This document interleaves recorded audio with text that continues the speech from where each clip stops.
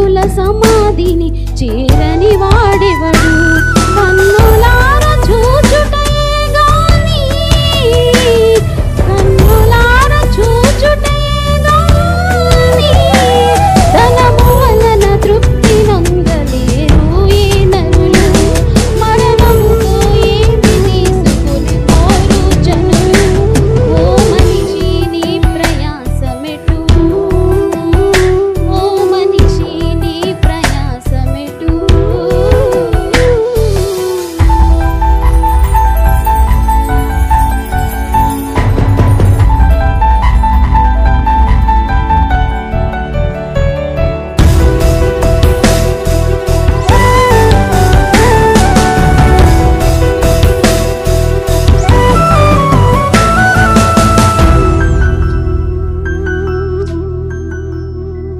వ్యర్థం వ్యర్థమని ప్రసంగి తెలుపుచున్నాడు. సూర్యుని క్రింద నరులు పడుచుండు పాటు అంత జ్ఞానముతో తెలివితో సంపాదించిన సంపద అనుభవించకుండానే విడిచి వెళ్ళుతారు.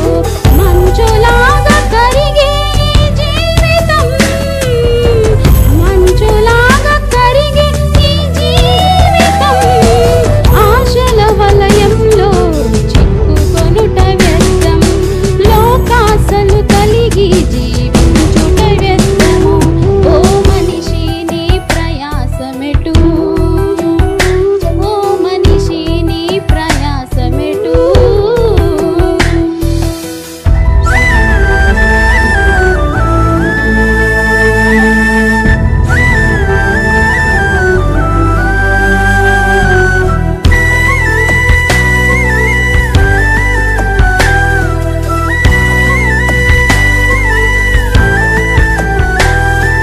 వ్యర్థము కానిది ప్రయాసము ప్రభుదని అర్థముతో క్రియలు చేయ ప్రయాసపడుము.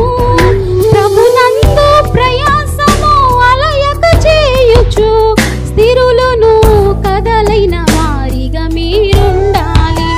ప్రభునందు మృతి పొందిన వారే ధన్యులని, ప్రభువునందు మృతి నొందిన వారే ధన్యులని.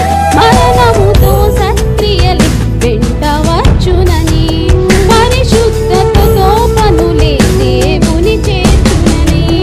ఓ మనిషి నీ ప్రయాసమెటు? ఓ మనిషి నీ ప్రయాసమెటు? ఈ లోకాసిరి సంపద కొరకా, పరలోక ప్రభు ప్రయాసానికా? నిర్ణయించుకుని నిజము తెలుసుకో మనిషి. ఓ మనిషి నీ ప్రయాసమెటు? ఓ మనిషి నీ ప్రయాసమెటు? Thank you.